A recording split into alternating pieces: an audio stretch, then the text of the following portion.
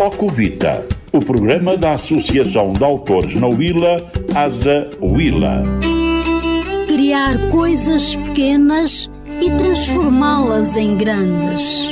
Ocuvita, aqui temos arte e cultura, com o patrocínio da Fábrica de Água Preciosa. Ocuvita, onde a arte é prioridade.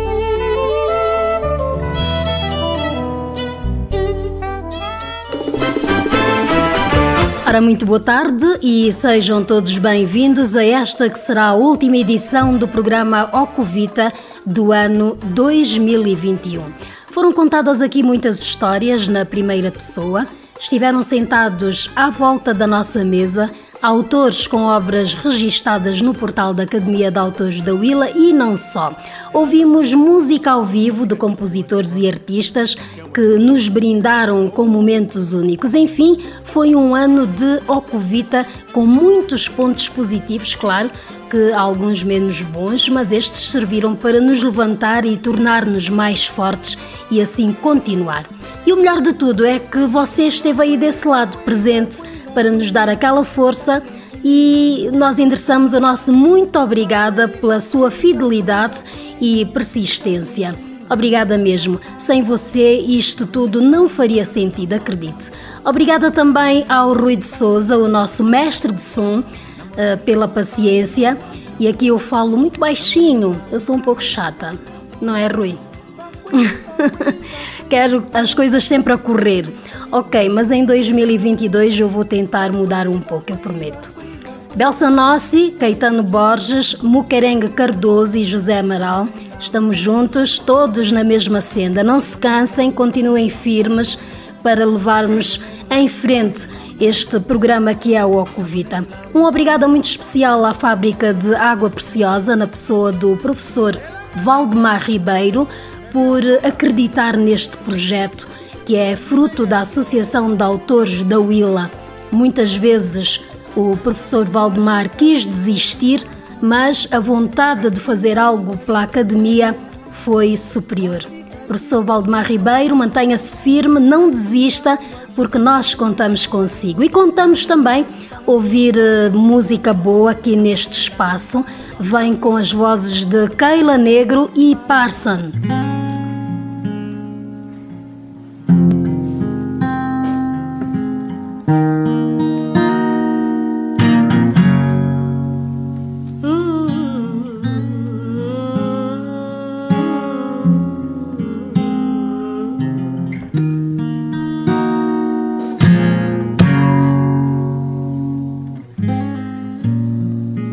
Beautiful is your name.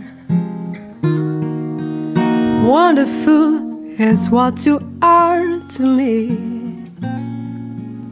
It's you I see in my dreams every day, and I come to you, queen of my life. You're so beautiful, you're so beautiful. And me want mama come, tell her yeah. Hey, Rogerie, it's idia, oh Jesus, Mama, me Rogerie, and very I love you. Nitariama,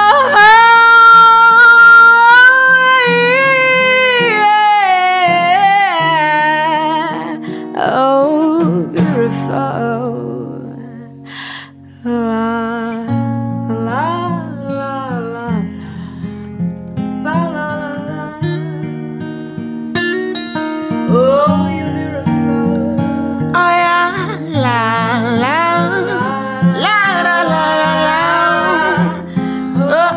Beautiful.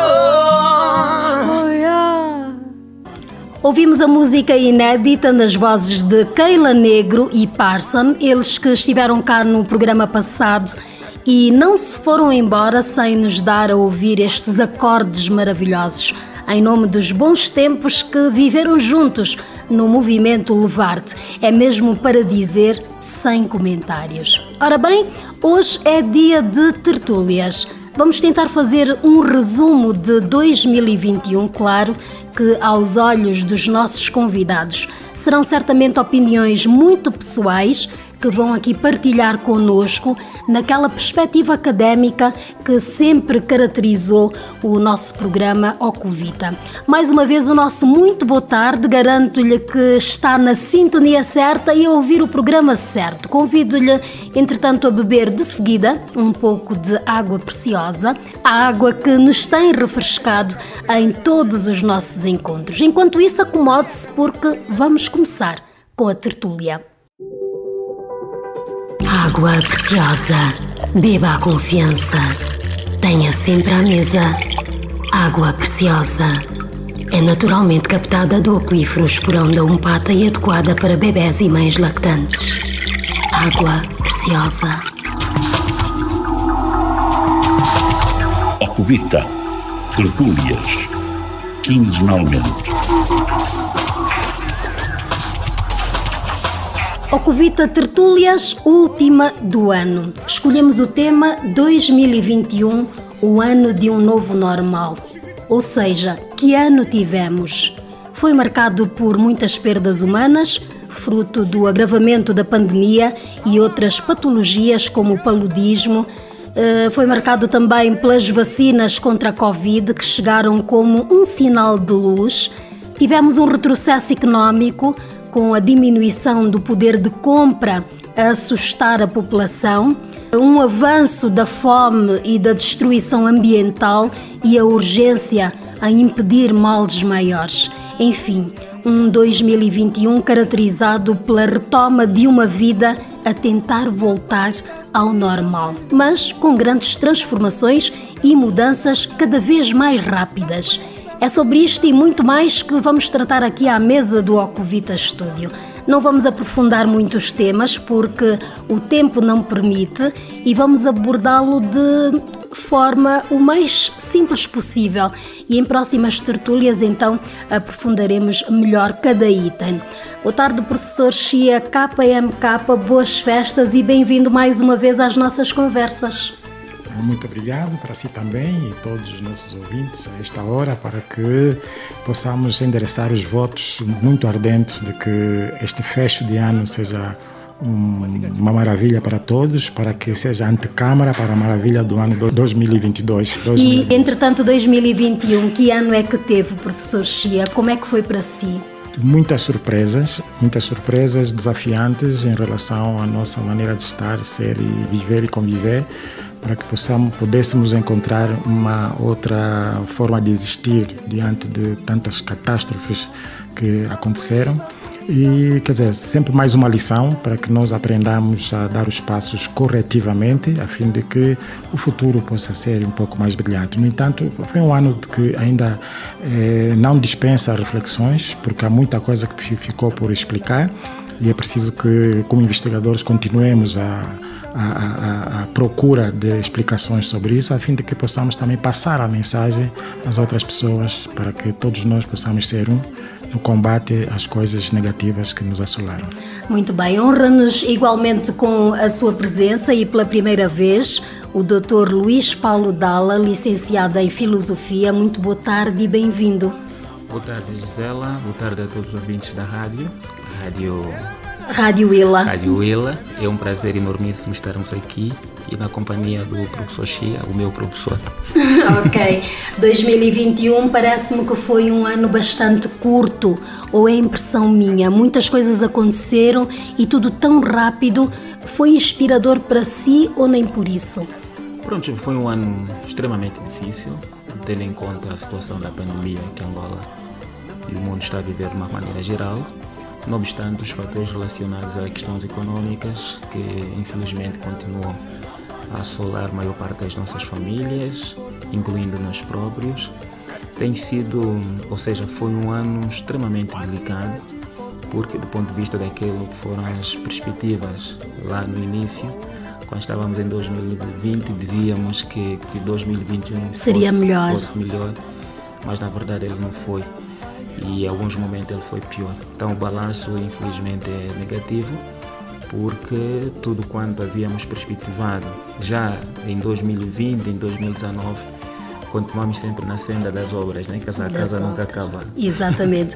Bom, Dr. Luís, é assim, eu lanço a isca e porque nós estamos aqui em conversa, sempre que houver necessidade, esteja à vontade para intervir, porque é assim que têm funcionado os nossos programas em tertúlias, tá bom? Afinal, que ano tivemos? 2021, o ano de um novo normal. Comecemos pelo que mais aflige os angolanos. Testemunhamos a disparada dos índices de preço ao consumidor e o amargo gosto de que o dinheiro no bolso vale cada vez menos e cada vez mais temos angolanos de barriga vazia. Professor Chia. Sim, as barrigas vazias vão aumentando e isto é muito preocupante para o século em que nos encontramos. Muito embora tivéssemos, em termos de história, notado já acontecimentos desse tipo, mas já nos séculos passados, e contávamos que para este novo século não fosse possível uma calamidade desse tipo, por causa dos grandes epítetos que a civilização tem apresentado e tem sido apresentada a ela com tantos epítetos, né? É um século onde os homens já vão à Lua como quando quiserem, tem naves espaciais, tem oficinas espaciais e coisas assim, e pensamos que estas coisas que aconteceram lá nos séculos 7, 8, 9 e 10, coisas assim, que não seriam possíveis acontecer agora. Mas nós vemos que, de facto, as barrigas vazias continuam a aumentar e o peso do bolso continua a ser cada vez mais diminuto, e por isso mesmo isso fica muito preocupante para que nós possamos então encontrar respostas a esta questão. Por que isto ainda acontece? Então, é missão de todos nós começar a vasculhar nos esconderijos da nossa mente, das nossas consciências, das nossas inteligências, para ver se encontramos as soluções para que, de facto, o augúrio que nós fazemos para que o ano 2022 venha a ser melhor no sentido positivo e não no sentido negativo, porque o ano passado já dissemos que queremos que o ano 2021 fosse melhor.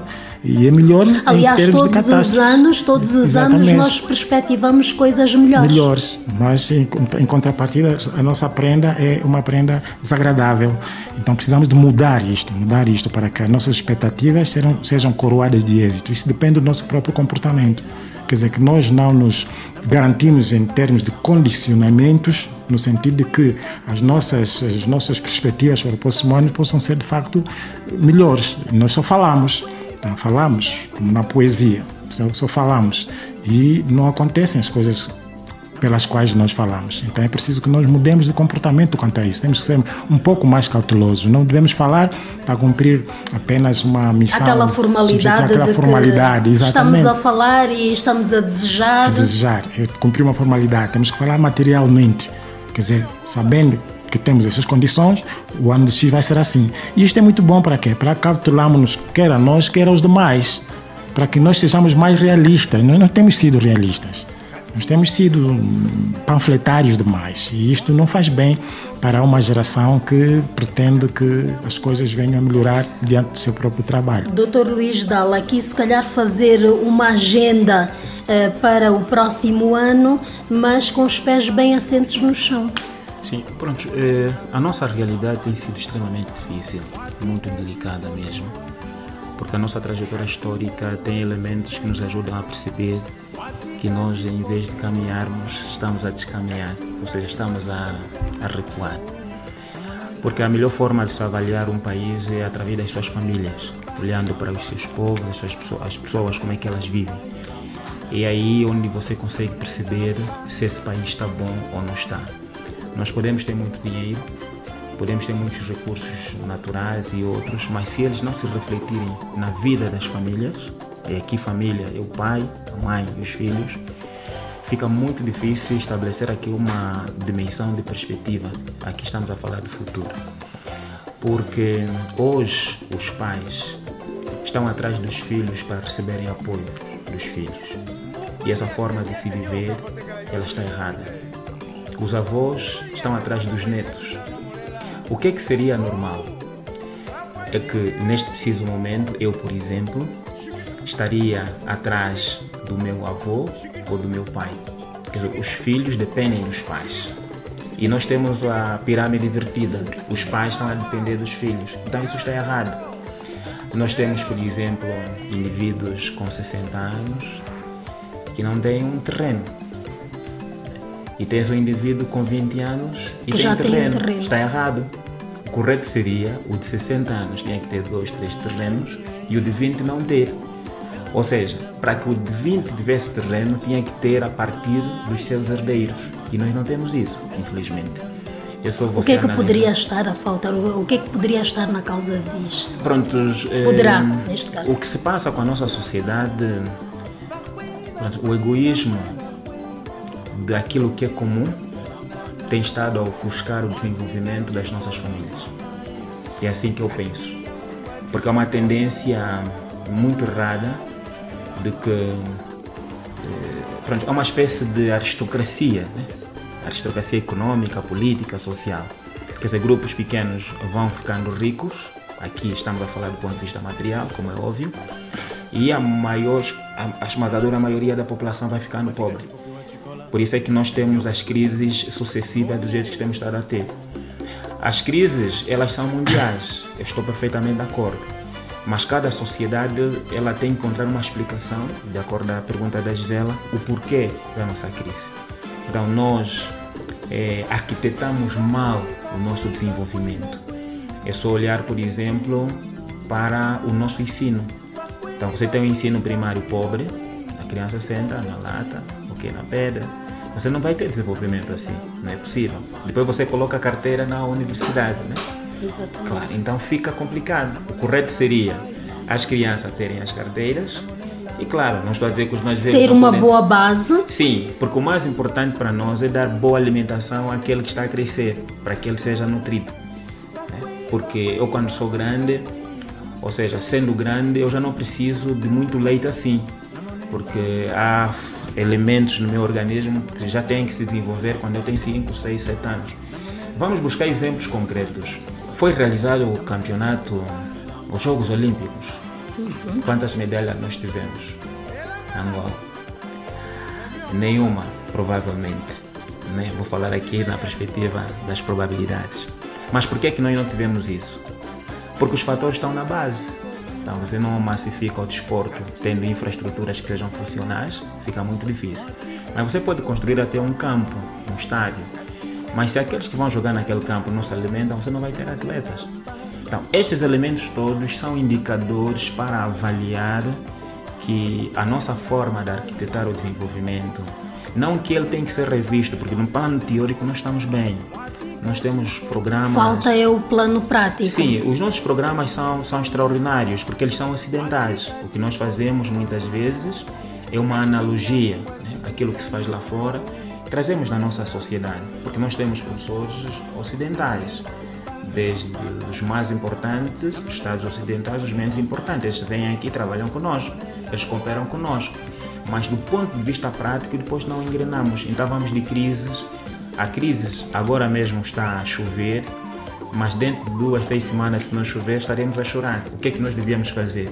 Acondicionar essas águas todas. E é possível. O Presidente da República reconheceu o fraco poder de compra das famílias angolanas. Pode-se dizer que o Estado esteve longe das suas responsabilidades? Sim, nós temos que fazer aquilo que os nossos modelos econômicos defendem. E o primeiro dele assenta na visão do presidente Agostinho Neto, que é desenvolver a agricultura. Agostinho Neto, por exemplo, tinha razão. Ele disse isso já em 78, 79. É claro que o contexto podia ser de muita chuva, provavelmente, mas essa visão de Agostinho Neto continua a ser a mais presente. Por quê?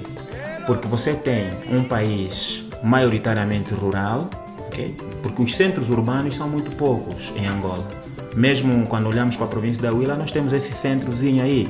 Depois já não tens mais nada. Depois tens as maringas, enfim, que não podes considerar. A primeira estratégia era fazer investimentos importantes no campo da agricultura. E nós hoje teríamos uma vantagem com a agricultura mecanizada ou científica. Temos a familiares, os nossos avós e bisavós, com a sua pequena enxada, vai fazendo a sua horta, não há problemas nenhum. Mas depois você teria aqui a mecanizada, com tratores e outras maquinarias para desenvolver o país. Por exemplo, nós reabilitamos o canal da Matala. O canal da Matala está reabilitado, mas ele não funciona. O que é que se passou? Depois de reabilitado, pronto, ambição, né? Egoísmo. Exatamente. Um grupo entendeu ficar com o canal. Eles não produzem e não nem deixam produzir. Barrais das Gangelas, Chibia. Fizemos a mesma coisa. Então, o que está em causa aqui não é que nós nunca tivemos iniciativa de implementar estratégias de desenvolvimento. Elas estão lá. A Matala, o canal está lá. Amanhã, a Gisela, se for para lá, vai encontrar a água toda aí para o mar. Ninguém usa e ninguém deixa ninguém usar. As Gangelas, a mesma coisa. E assim uma série de exemplos que fomos tendo ao longo deste nosso período. O desporto, por exemplo. Fizemos pavilhões importantes, bons estádios. E estão aí parados. Sim. As crianças brincam na estrada, jogando bola. Mas você não deixa ela entrar no estádio. Então, o que está em causa aqui, eu não sei o que é que se passa. Uma vez ouvi alguém a dizer assim: nós, os africanos, temos dificuldade de gerir coisas belas e grandes. Talvez seja isso, não sei, mas há qualquer coisa que não corre bem, porque nós até às vezes começamos, mas depois não conseguimos dar os avanços mais adequados. Foi assim em 75, já terminar, quando se conquistou a independência, bases sólidas foram deixadas, entramos em guerra. A guerra, de quem foi a culpa? Nós próprios. Há essa tendência de todos nós queremos ser chefe, não respeitarmos os preceitos democráticos, entramos em guerra, partimos o país. Em 2002 conquistamos a paz, né? Sim. Quando tentamos dar os avanços, veio a corrupção. Claro que ela já existia, mas então, há aqui muitas coisas que precisam ser combinadas para responder à questão da crise ou das crises econômicas sucessivas. Assentando, por exemplo, na região do sul da Angola, fala-se muito da seca, que é um falso problema, porque nós não temos seca como tal, nem temos falta de água. O que há é que nós não estamos a conseguir aproveitar até a pouca água está à nossa disposição. Porque se fores no município de Cuvango tem 2 rios importantes, ele está no meio. Tem o rio Cuvango e o rio Cutato. Mas aí próximas pessoas estão a passar fome. Sede, por isso água. É que o argumento dos gambos de que colocando água lá você vai ter agricultura, isso não corresponde necessariamente à verdade. Professor Chia concorda com é da mesma opinião? Exato. Isto é preciso ver que os meandros pelos quais as coisas não avançam têm muito a ver com a formação das pessoas e as perspectivas desta formação.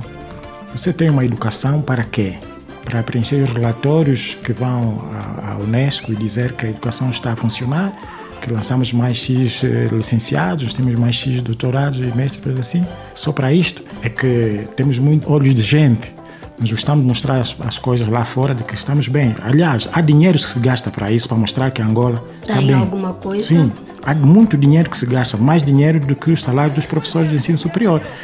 Gasta-se só para mostrar lá fora de que Angola está bem. Então arranja-se zonas francas, tiram-se fotografias, fazem-se filmagens e mostra-se lá fora. Mas o importante está, como disse o Paulo Dalla, como estão as famílias. Estão mal. E estão mal por quê? Porque nós não investimos naquilo que faz de facto fazer com que a família seja o núcleo de desenvolvimento da sociedade. Famílias educadas. Nós deseducamos as famílias a fim de que elas, estando com falsas perspectivas, se ambientem no contexto e se volta a perder as novas gerações que despontam, porque a escola não consegue abraçar. Não consegue abraçar. E então você não tem especialistas para refletirem sobre os problemas e encontrarem soluções técnico-científicas para isso. Porque hoje o mundo se desenvolve na base da ciência. Já não é na base das paixões, tem que ser na base da ciência. E se você não tem uma educação forte a funcionar, claro que você não vai fazer parte do mundo. O mundo vem e fagocita-te. E é isso que está a acontecer com a maior parte dos nossos países. Uma fagocitação que vem de fora. Porque justamente nós não temos pessoas que sabem olhar, que sabem ver, que sabem observar para refletir. Nós temos pessoas que sabem guardar os canudos, que receberam e sabe-se lá como receberam esses canudos. E então tudo que é de mal vai engraçando nesse país. E depois vêm as ofertas, né? Porque quem faz isso, ainda que tenha origens de fora, tem conluios com os que estão dentro. E depois vem as ofertas. A primeira oferta é: o relatório do FMI disse que Angola subiu mais 2 dígitos, cresceu mais 2 dígitos no ano econômico de tal. Ok. E eu fico a perguntar, mas esse crescimento que está nos relatórios do FMI... O que é que beneficia exatamente a população angolana? Portanto, estão a subir os dígitos, mas estão a descer o número de indivíduos que deviam estar vivos para trabalhar, porque estão morrendo de fome, não é? Estão morrendo de fome e por causa de outras calamidades mais, que muitas delas até são falsas, é porque nós não temos especialistas para agarrar as poucas oportunidades que temos, e umas até não são poucas, são até muitas, porque se nós formos a ver muito bem, a zona dos Gambos até tem muita água, pode ser até um dos maiores lençóis de água do mundo, está a ver? É só questão dos especialistas estarem ali e fazerem as prospeções para comprovarem estas expectativas. Isto é muito bom. Quando nós temos uma educação forte, temos indivíduos teimosos para encontrarem a verdade, são teimosos. E você não deve ficar a guardar o dinheiro para fazer viagens. Você tem que dar dinheiro para gastar na construção. Gastar na construção e demonstrar que a construção que foi feita é para beneficiar as famílias através dos seus filhos. O doutor Paulo Dalla falou um bocadinho dos campos. Então, como é possível nós termos tanto campo, né? Vamos falar tanto, embora entre aspas, mas tanto, porque não tínhamos esses campos. Mas encontramos os jovens, adolescentes e tal, a jogarem a bola na rua. Para quê e por quê? A complicarem o trânsito. Por quê e para quê? Então, é preciso desconcentrar os posicionamentos das pessoas, a fim de que mais pessoas possam ter possibilidade de acesso às riquezas, e uma dessas riquezas são os campos. Os campos são uma riqueza, então vamos deixar de gerir as coisas sociais fora do social. É preciso desconcentrar, temos que dar as ferramentas a quem as precisa para, enfim, fazer. E falou-se também da terra, que é um elemento muito importante. A quem pertence a terra hoje? O que nós vemos nos cadernos científicos é que a terra em Angola pertence ao Estado.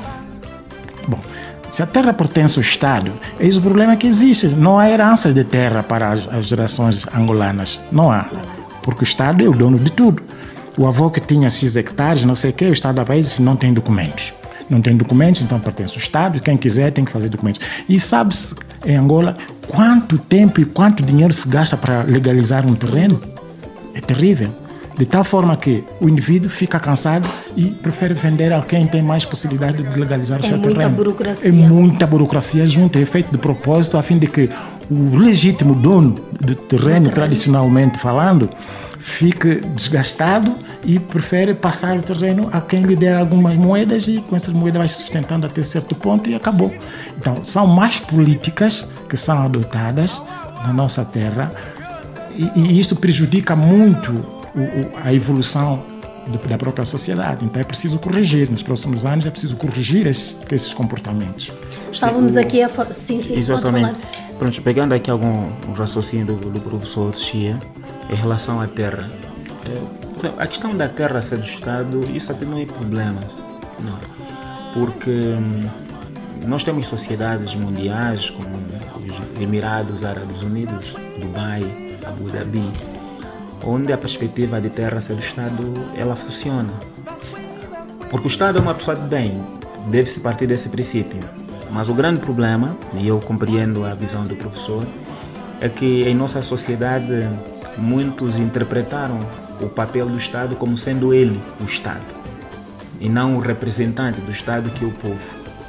Porque eu, por exemplo, sou presidente da República, eu não sou Estado. Sou ministro, não sou Estado. Sou governador, não sou Estado.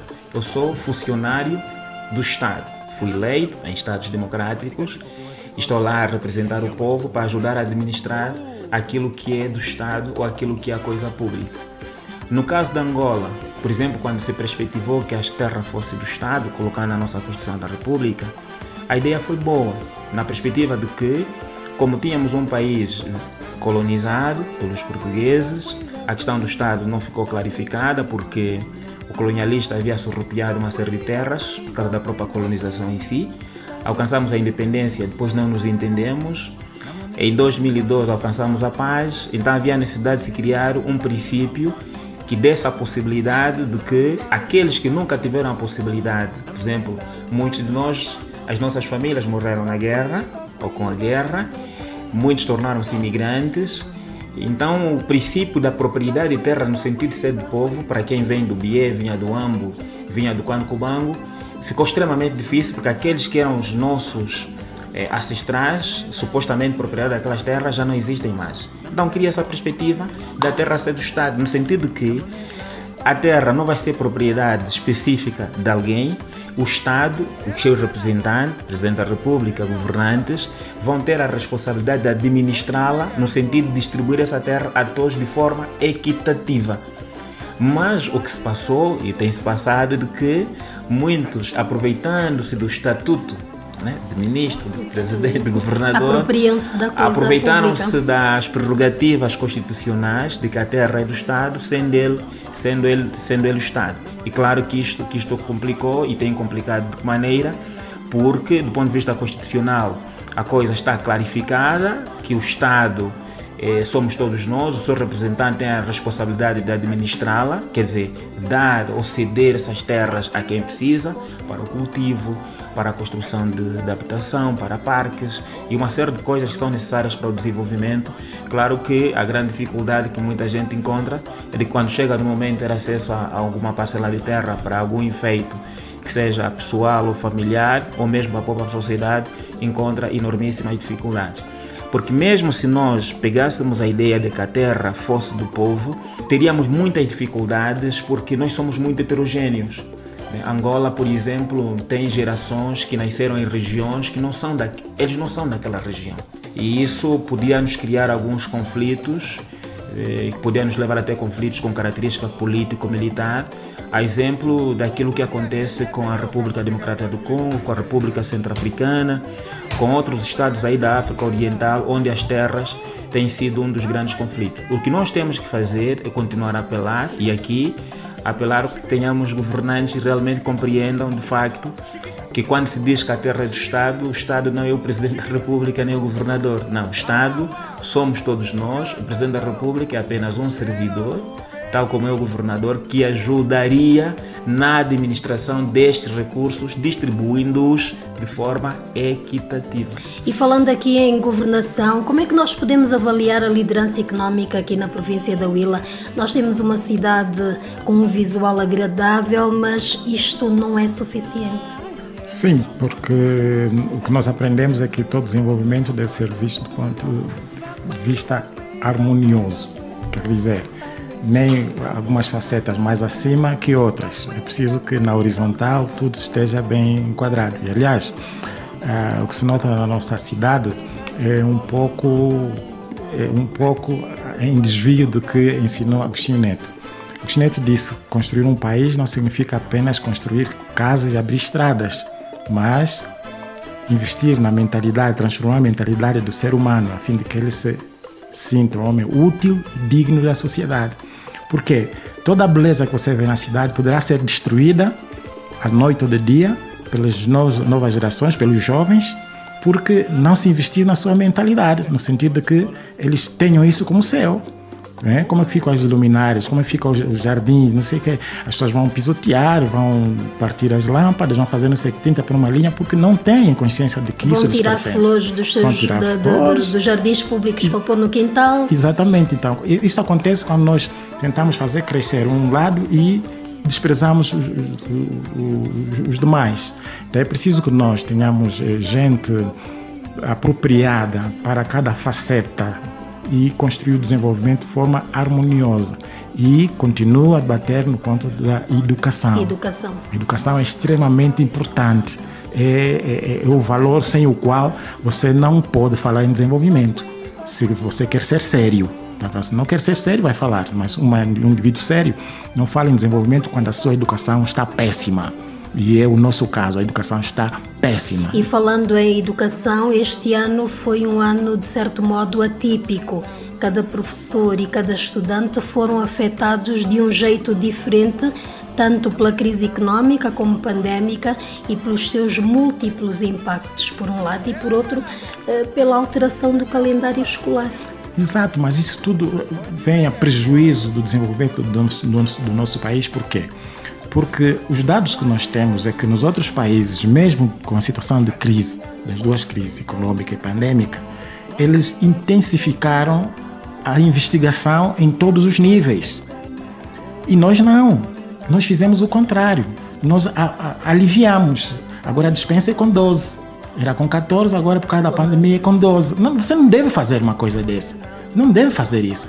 É em tempo de crise em que você deve intensificar, apertar um pouco mais para obrigar as pessoas a fazerem das tripas coração, entre aspas, para desenvolverem a sua capacidade de raciocínio, descobrirem os porquês das situações.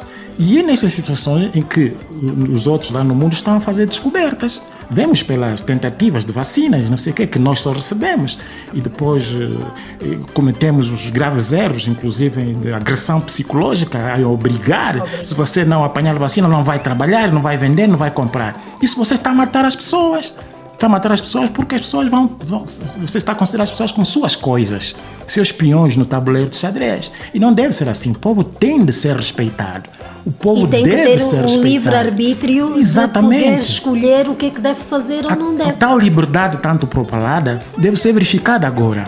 E o povo é livre, eu sou livre de dizer não e dizer sim. Isto é constitucional. Então, por que não me deixam dizer não em relação à vacina? Que eu sei que só estamos a receber, os nossos países só recebem. Não dizem mais nada sobre a vacina, senão aquilo que eles dizem para dizer. Claro?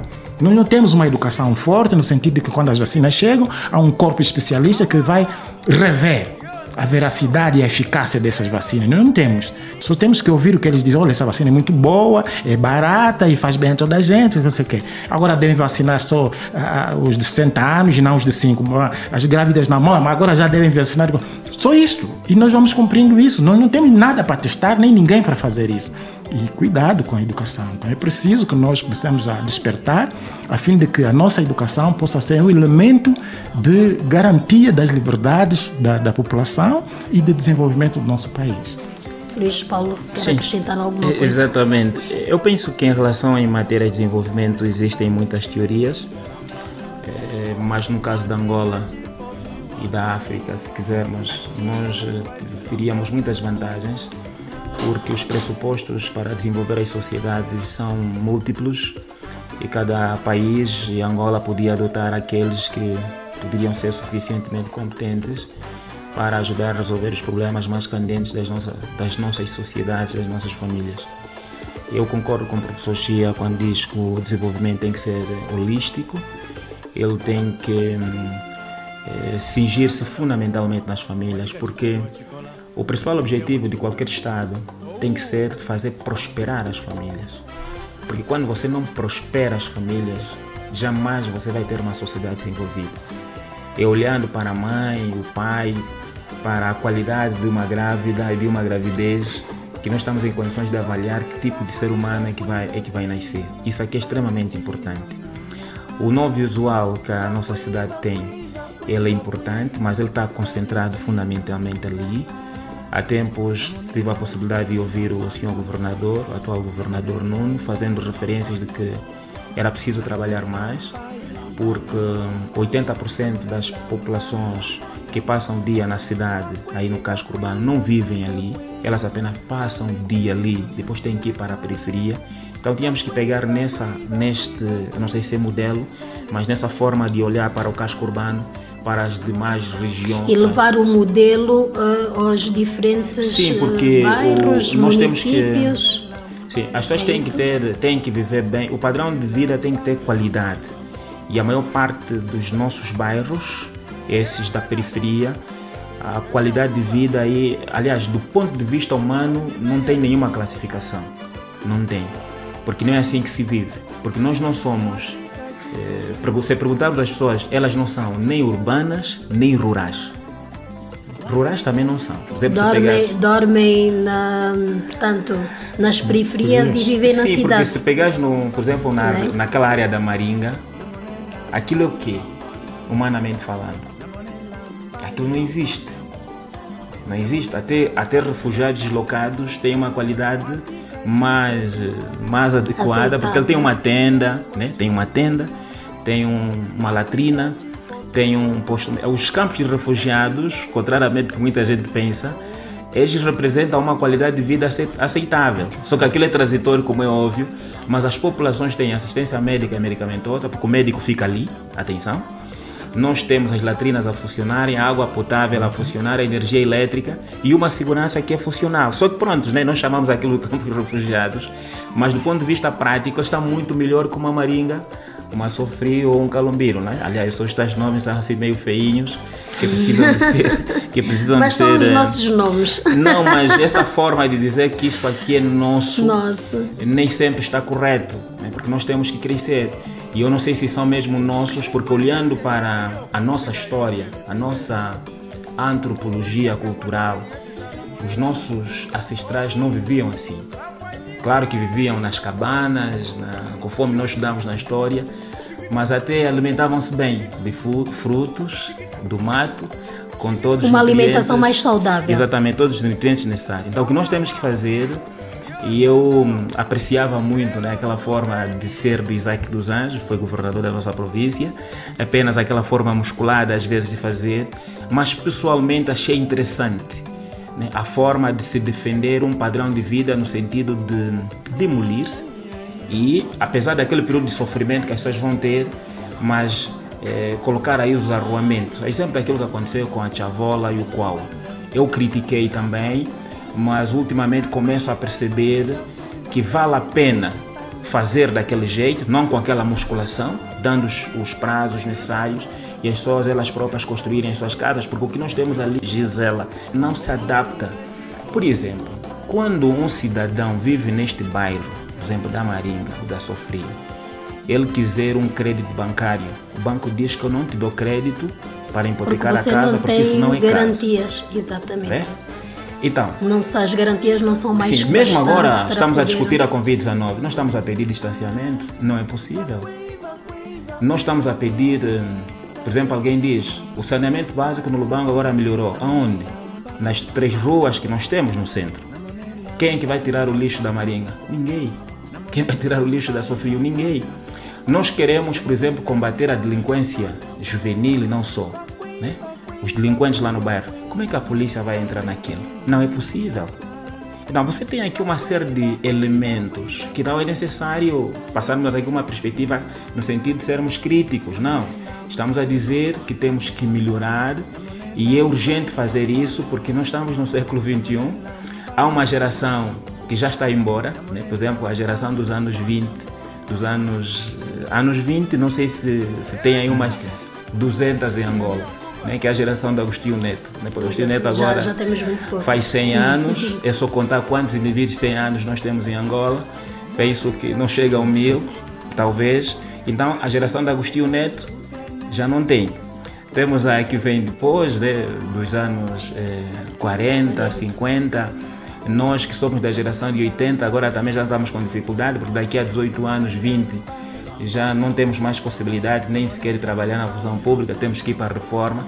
Então você tem que criar aqui uma série de elementos para correr atrás do tempo, isso aqui é extremamente importante. O casco urbano deve ser desenvolvido, mas nós temos que respeitar os preceitos que nos levam ao desenvolvimento. E no caso da Angola, o professor Chia falou, por exemplo, da educação, que é um dos elementos fundamentais. Quem fala da educação está a invocar a ciência, né, que é a base do desenvolvimento atualmente para um mundo que quer crescer. O presidente João Lourenço estava muito recentemente em Abu Dhabi, por exemplo, e os jornalistas, né, vocês noticiaram que ele foi colher experiências. Mas se você ouvir o que eles disseram ao presidente e aquilo que nós somos, não é possível implementar. Porque é uma realidade totalmente diferente. Sim, porque eles estão a fazer chuva agora. Nós estamos a lamentar seca com água ao lado. O Dubai cria chuva. Okay? 80% do território é deserto, mas eles não têm problema de água. Então, você está a lamentar seca nos Gamos. O conceito de seca para eles é de que é deserto. Mas você tem ao lado, a 100 km, 150 km, um rio extraordinário, que é o Rio Cunene, e mais a 100 também, 100 e tal, tens o mar, por exemplo. Eles fizeram investimentos extraordinários na área das novas tecnologias, né? Os iPads, essas coisas todas. Nós temos um empresário de lá dos Emirados Árabes Unidos, que fez um investimento no ano 2000 em Angola, 2020, na área dos tratores, agricultura mecanizada. O caricato é de que essa fábrica de montagem foi colocada em Luanda e, passando algum tempo, nenhum trator estava a ser comprado. Qual foi a causa? É que nós não temos angolanos que compram tratores. Porque quem compra tratores em Angola é o governo. Se o governo não comprar um trator para dar a um camponês, nós não temos um empresário em Angola que compra um trator para ele. Então o senhor disse: como é que eu vou fazer investimento nessa área porque não tem mercado? Então são essas coisas que nós precisávamos melhorar, porque provavelmente o correto seria colocarmos aqui uma fábrica de katanas, enxadas, picaretas, porque os nossos mais velhos querem enxadas. Se você for à Praça do Mutundo, por exemplo, você vai encontrar senhores que vêm das zonas rurais à procura de enxadas para poder capinar. Então, a forma de defendermos o desenvolvimento para o nosso país, estabelecendo essa cooperação com o exterior, muitas vezes não se enquadra, porque aquilo que eles defendem, porque nós quando falamos de fome, eles não estão a discutir mais fome. Estamos aqui, professor Xi, a falar de uma cultura profunda que está na mente dos camponeses, por exemplo, que não largam a katana para substituir pelo trator? Não, é que se não lhes dá oportunidade. Há quantos anos estas famílias de camponeses são camponeses? Não se lhes dá oportunidade, porque os anos vão passando, eles fazem filhos, eles têm filhos. Se a educação aparece a formar esses filhos dentro dos posicionamentos das suas regiões e do seu profissionalismo, claro que esses filhos vão se tornar agentes agrícolas, não é?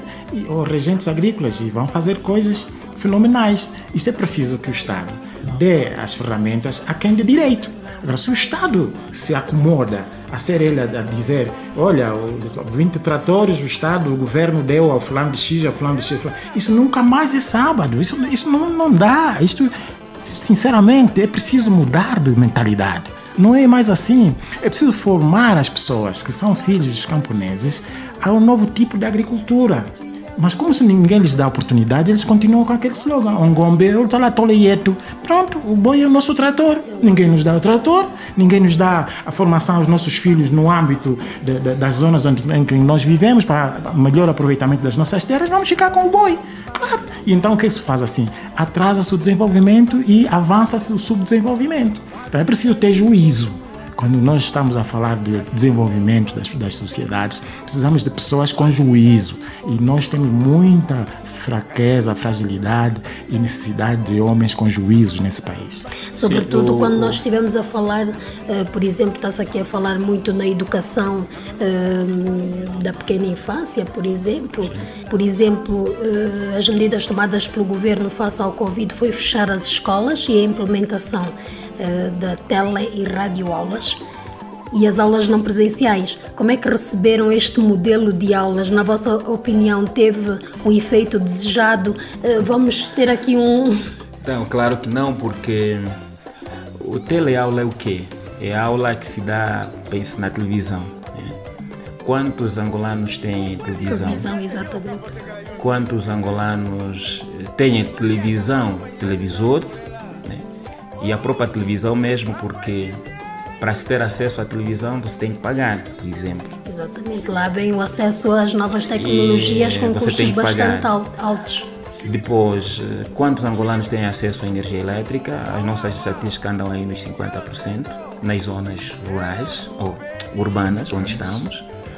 As zonas rurais têm energia das 18 às 0 horas através do gerador lá da administração da sede, porque o resto não tem acesso. Então como é que você vai falar em teleaulas? Quem é que recebe essas aulas? Quem tem televisão, na altura em que a aula está a ser transmitida. E às vezes os que têm televisão também não assistem. Sim, que é o período da manhã. Ou os pais nem põem os filhos a assistir. Sim, mas aqui é fundamentalmente a questão do acesso. Depois tens a questão da facilidade. Quem são os pais que percebem de educação para orientar os filhos? Isso é exemplo daquilo que eu ouvi de um colégio dava tarefas e pedia que os pais encarregados fossem buscar as tarefas. Os pais foram lá buscar as tarefas, mas o pai é analfabeto, a mãe também. Aqui estamos a falar de analfabeto que não sabe ler e escrever. Mas temos aqueles pais, apesar de serem letrados, mas eles não sabem inglês, eles não sabem matemática, não sabem francês. E o colégio pedia uma pendrive para que o pai levasse. Muitos pais não têm computadores. Aliás, nós temos professores que não têm computadores também.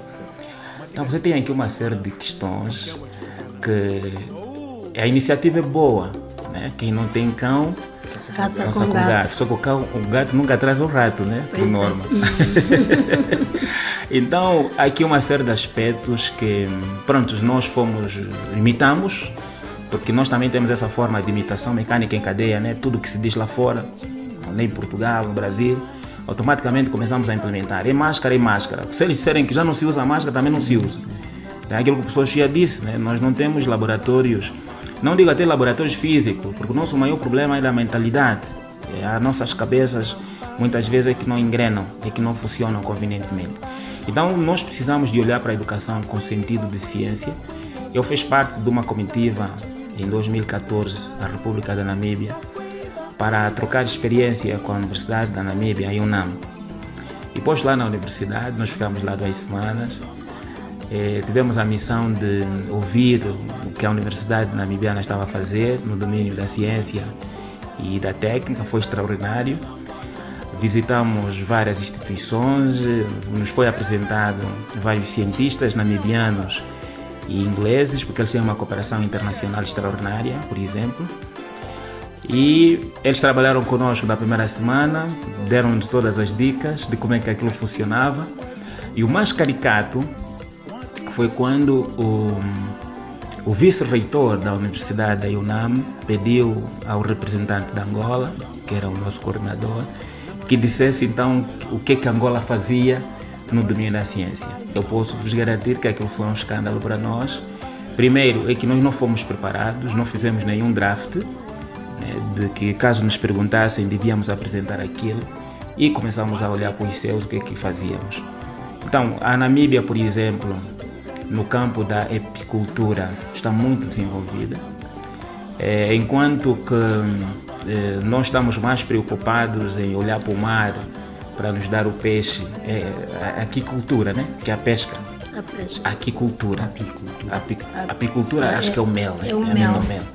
Então eles apresentaram-nos aquele quadro extraordinário em termos do cogumelo, o trutulho, né?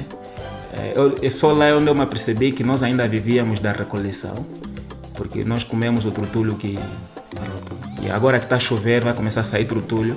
Eles já não têm esse problema do trutulho, porque eles têm laboratórios lá, as pequenas fazendas, para fazer o cogumelo ou o trutulho. E nos foi apresentada, por exemplo, uma experiência na recolha do mel.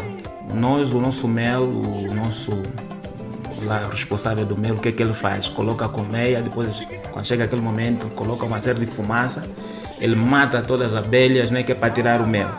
E eles disseram que aquilo é prejudicial. Primeiro é que você mata a abelha, depois já não vai ter o mel, porque ela é que produz. Então, eles têm essa forma tradicional, mas tem aqueles fatos extraordinários. Ele vai lá, tira o mel e o mel nele toca. Então, eu estava a fazer a seguinte reflexão. Quer dizer, nós nem sequer, nunca conseguimos pensar no sentido que quando eu for tirar o mel, a abelha, por exemplo, não me picar. E nós queimamos, matamos absolutamente tudo. Apresentaram-nos, por exemplo, no campo do desenvolvimento urbanístico. Nós, por exemplo, quando falamos do urbano, estamos a olhar apenas no arruamento de casas, enfim. Eles têm o ordenamento, por exemplo, do território funcional, tudo bem separado. Onde é que vão funcionar, por exemplo, as zonas de pastos? Onde é que vão funcionar, por exemplo, as zonas agrícolas? Onde é que vão ser as zonas habitacionais? Onde é que vão ser, por exemplo, vai se colocar as indústrias, né? Estamos aqui agora na fábrica de água preciosa, e a pergunta que nós às vezes podíamos fazer, este é o local ideal onde essa fábrica devia ser construída, no âmbito do plano de ordenamento do território industrial, é mesmo aqui onde as fábricas de água devem ser colocadas, ou seremos surpreendidos amanhã e atrás colocarem, por exemplo, uma fábrica de armamento. Zonas militares, por exemplo, devidamente reservadas para treinamentos, os parques para a preservação de animais. E quando nos foi perguntado, aquilo foi extremamente difícil, porque nós não conseguíamos não foram preparados dizer... para fazer. Sim, porque, por exemplo, eu tive dificuldade, eu não falei, como eu fiquei calado, né? Mas eu tive dificuldade de perceber, olhando, por exemplo, para a nossa província, nós temos uma zona na cidade do Lubango que chamamos de zona industrial. Mas eu, quando vou para lá, aquilo não é industrial.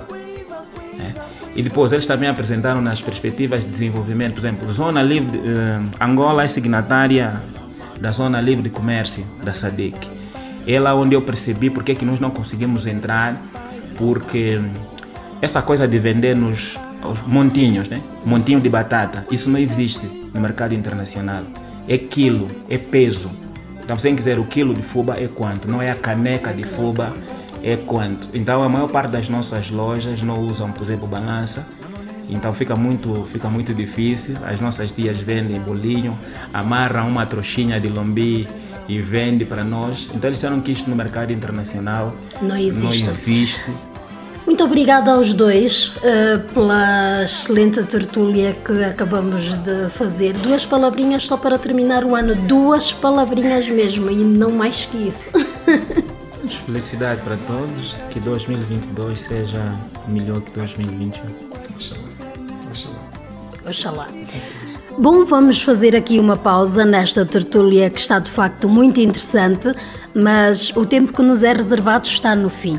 Para a semana vamos continuar com esta conversa que continuou por mais algum tempo e muito foi dito. E já a contar os minutos para chegar a 2022, desejo que o próximo ano lhe traga muitas coisas boas e saúde acima de tudo é o que mais precisamos. Não se descuide com as medidas de biossegurança, faça seus aliados a máscara facial, o álcool em gel e a lavagem constante das mãos com água e sabão. Sabemos que o momento propõe beijos e abraços, no entanto, contenha-se, não arrisque, cuide da sua vida e da vida dos seus. Nós queremos-lhe aí desse lado em 2022. Proteja-se e faça por ser feliz. Boa tarde. Me lembro uma noite foi no quente de uma boda e comigo estava a dançar. Teu corpo bem tremia e eu pensei que estava frio, não sei o que se estava a passar. Depois eu sei e vi, meu bem, que o amor também me nasceu. E em frente tudo que apareceu foi somente amor.